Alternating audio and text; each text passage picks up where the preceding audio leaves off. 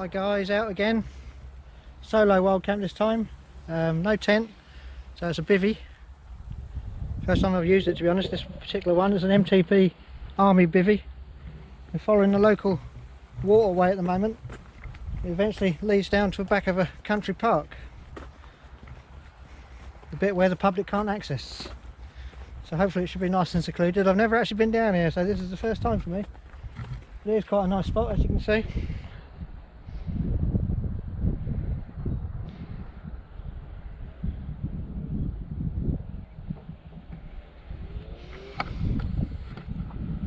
Tide's well out at the moment.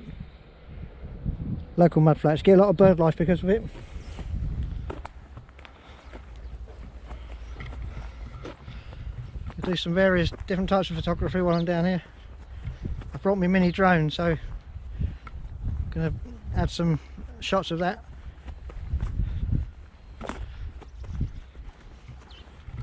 Nice to get out to make use of the weather. It's supposed to be 20 degrees tonight. It's not supposed to drop below 11 tonight. Nice and warm at the moment. Just in lightweights and t-shirt.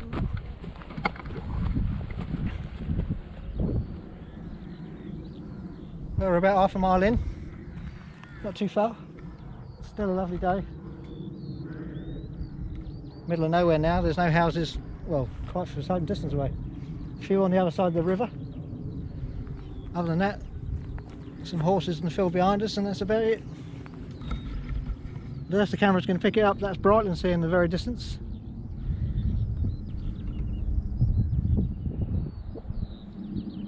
If you can make out a red roof, that's next to the yard where I restored my boat. So my boat was sat there for 2 years, now in the water. One of them masts sticking up over there somewhere.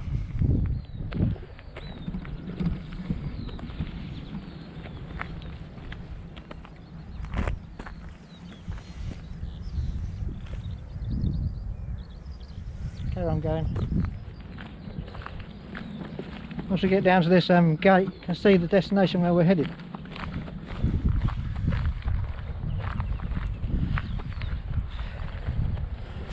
Beyond this gate, the farmland is no longer used. It's now officially a nature reserve. Well, say that, it's been put aside for nature. I don't think actually any of the trusts own it. I think it's owned by the Environment Agency, to be honest. There's an old disused quarry in the distance there that I think they're renovating for visitors' use.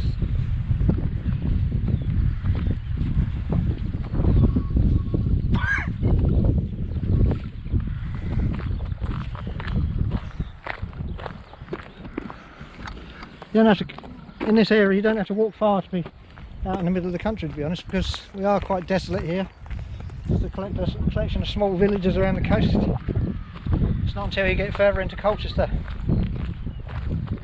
that it starts getting a bit busy.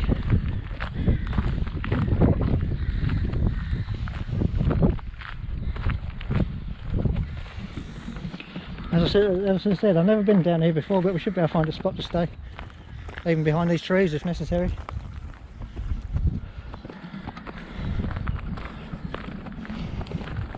Once you get to dusk, you ain't gonna see any walkers. Oh, here's a sign for the nature reserve here. Let's find out who owns it.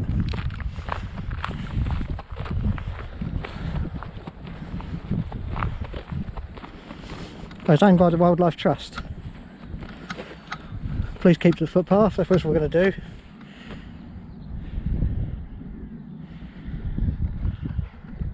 There's a bird hide there.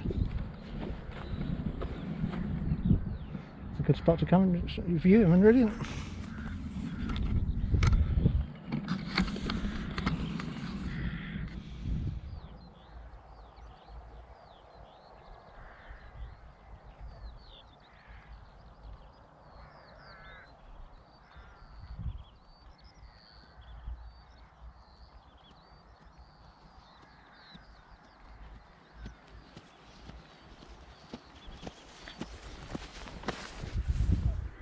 Getting deep in now.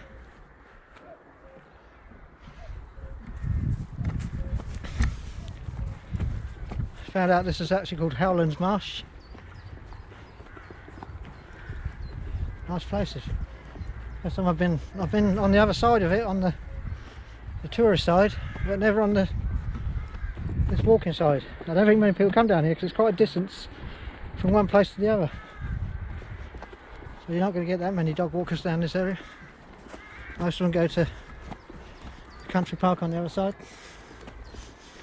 Although I think there are access areas to this from there.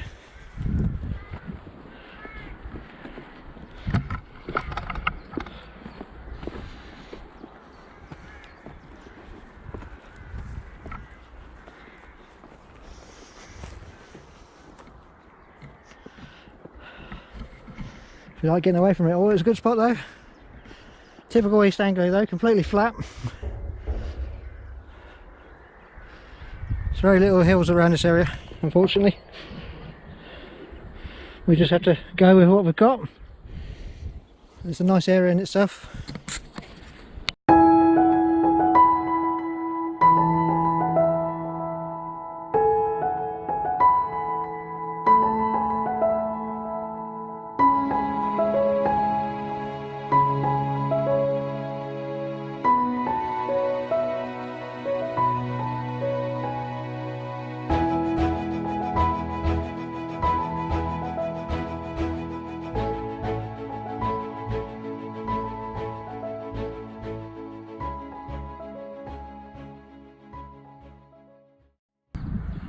It's around about 5:30. Found a nice little spot. It's out of the way from the main trails. No, I haven't seen anywhere since I've been here. I think it's a cutout for a drain access, to be honest.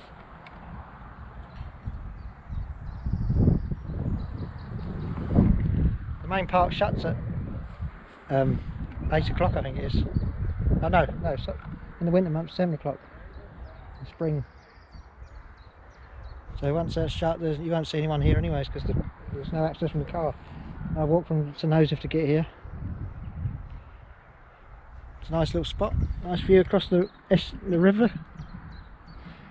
There's Flag Creek in the distance there, running all the way to Brighton Sea. Been down there on a boat.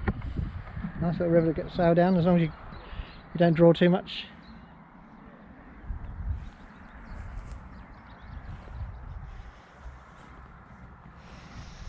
It's about 5:30 now. I'll wait till the sun starts setting before I set up any sort of camp. No tent tonight, just a bivvy bag and a tarp. I put a tarp up because it's probably got a bit of condensation in the morning.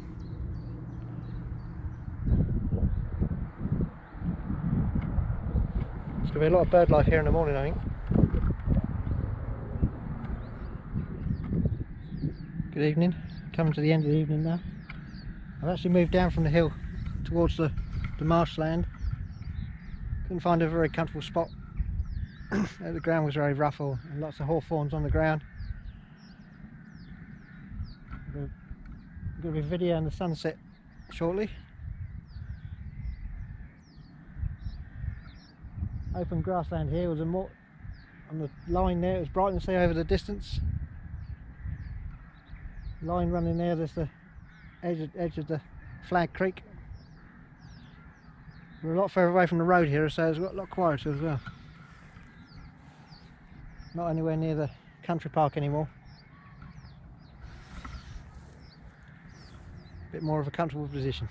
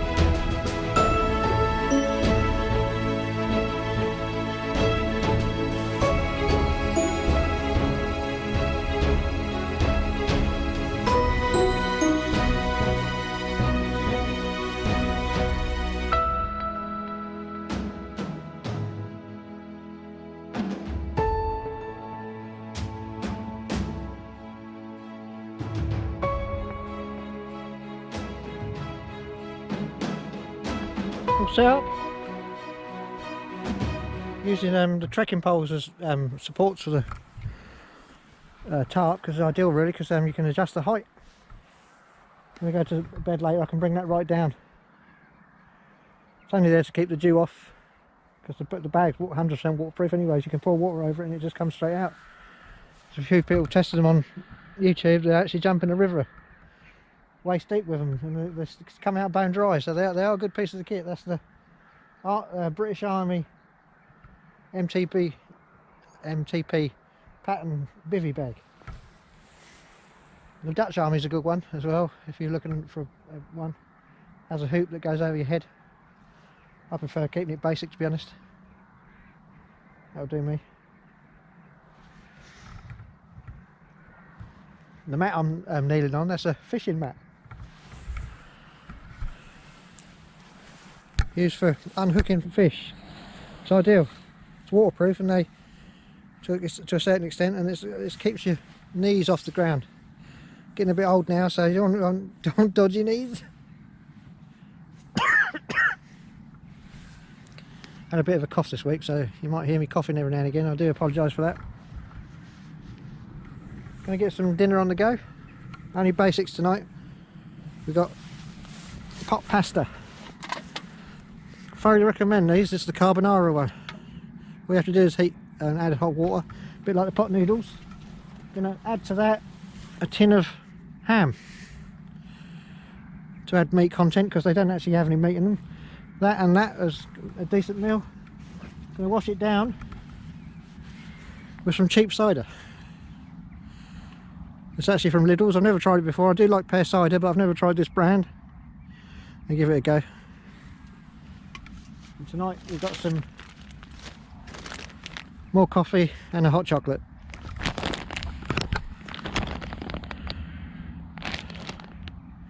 Some oil there for frying some bacon in the morning. We've got a normal flask of rum as well. There's a little bit of damp in the air now, so we're going to get this cooking. See how it goes. Sun's below the horizon now. Nice glow to the sky. Moon is out. It's going to be a nice night. It's not supposed to drop anywhere below 10 degrees tonight, although because we're in the country it will go a bit lower. But it should be a good evening. I'm not feeling cold at the moment. I've actually got my jumper on now and my padded layer. I'm starting to warm up as well, because I've been setting up to camp to start stripping off today. In bed tonight I've got a 4-season OEX bag, and I'm trying out a new mat tonight as well. It's the Climber, I think it's called a Climber, I can't remember what it's called. Insulated V. It's a bit like the Thermarest mats. It was on special offer on Amazon. Bit of a bargain, to be honest, so we'll try that tonight. They have the silver foil and an insulation in the middle to... It's my first time of trying it. I did use a cheap one before that, which I will carry on using, to be honest, because it is comfortable. I'll use that in the more of the summer months. I've added a silver foil blanket underneath the bivvy bag as well, just to help protect the bivvy bag a bit. Underneath the bivvy I also add the mat, what I kneel on in the torso area, to give an extra bit of extra padding. It's not really needed, but you might as well use it. No sleeping bag liners tonight. Can be using a polyester thermals in the thing. That keeps me plenty warm enough, especially in these temperatures. Probably get too hot if anything. We've got some cows in the cows we passed earlier. They're in the distance over there. This is their field, one edge of their field. So we might have some neighbours in the morning when we wake up. Gonna get dinner on the go now to get a bit of heat into us. The key to keeping warm while you're doing this is food. Hot food and hot drinks. Keep you going even through the middle of winter.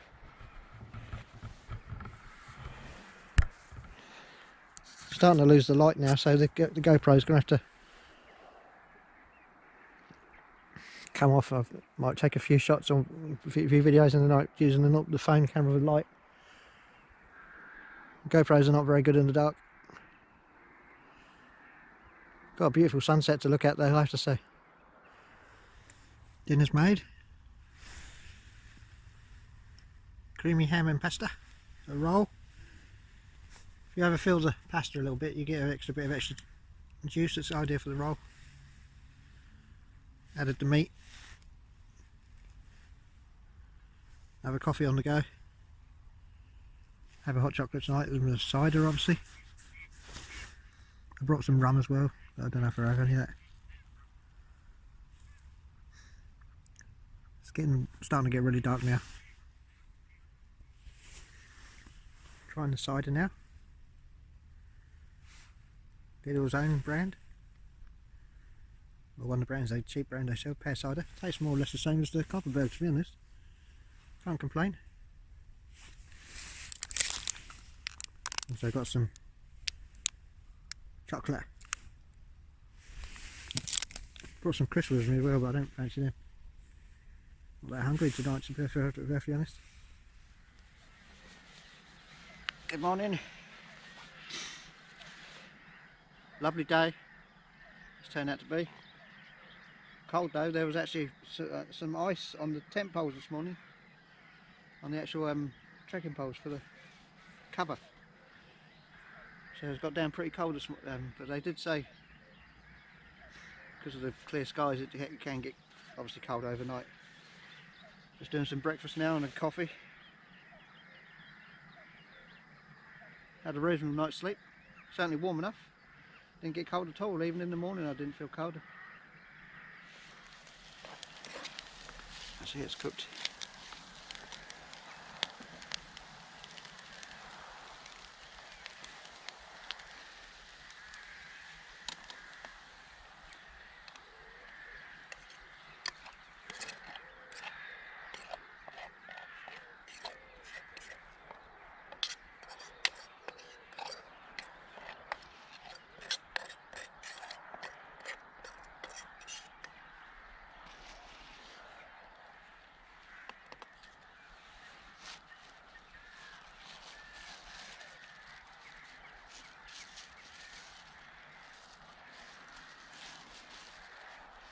There you go, almost as good as a McDonald's breakfast wrap.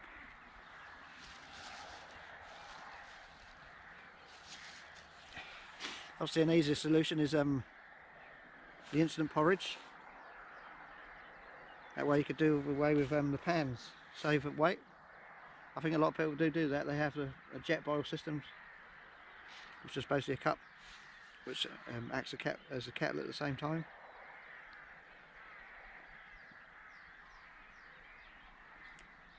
All depends how much weight you want to carry. This pack looks big. It's quite a good size, but most of these pouches are half empty when I use them. I just like to have the extra bit of space to be able to stuff clothing in. Obviously I use a layered clothing system. So today's like this is a good example. You wake up, it's just above freezing, so you need layers on to keep warm. But give it an hour or so. Once the sun gets a bit of power, it's going to start getting hot, so you're going to start stripping off. So you need somewhere to put the stuff. If you're carrying a small pack that's rammed with camping gear that you can't, there's no extra space, then it's a bit awkward to carry. You don't really want to wear too much if it's too hot, especially if you're going to do any hiking. The Bivvy bag worked out really well. The first time I used it, it wasn't wet in the morning at all. There's no moisture at all. To be honest, I think it was warmer than the tent. Last time we went, we had similar weather and used the tent. I'm pretty sure the Bivvy bag is actually warmer than the tent. No rain tonight, obviously last night, so can't really judge it on that, but I think overall it was a good system. Anyway, I'm going to eating me breakfast. All packed and ready to go.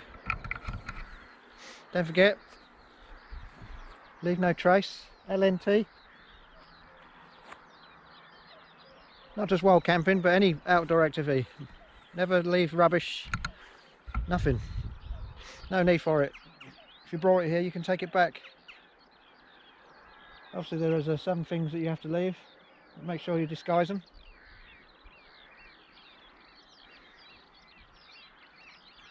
Be discreet about it.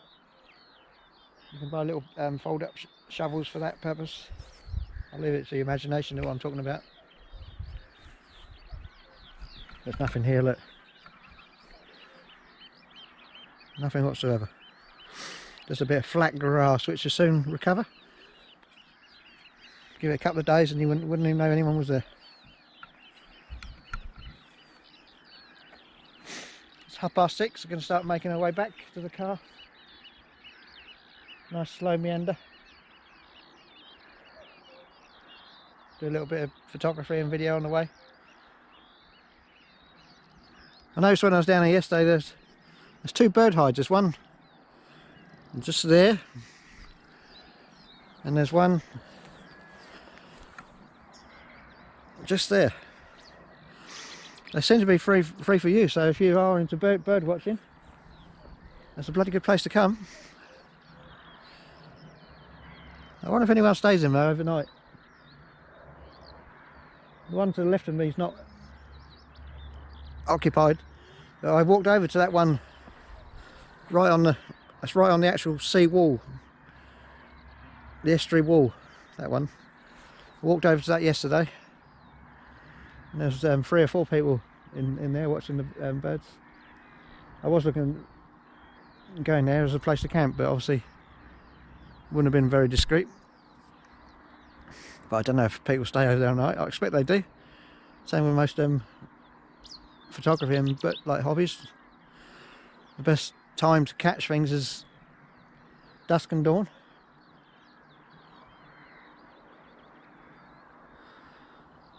There's certainly plenty of animals living around here, especially birds. Saw a buzzard fly over earlier. Thought it was a marsh harrier at first, but it only had it's quite a short wingspan, so I'm sure it was a buzzard.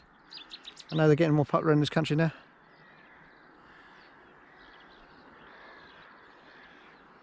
Oh, here we go. We'll hoist up and get going.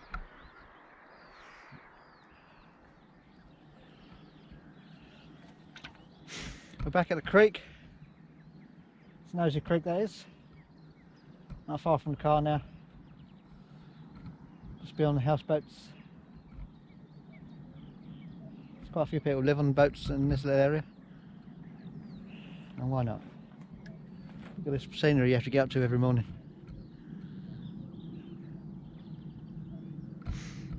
Going to call it an end to the video now.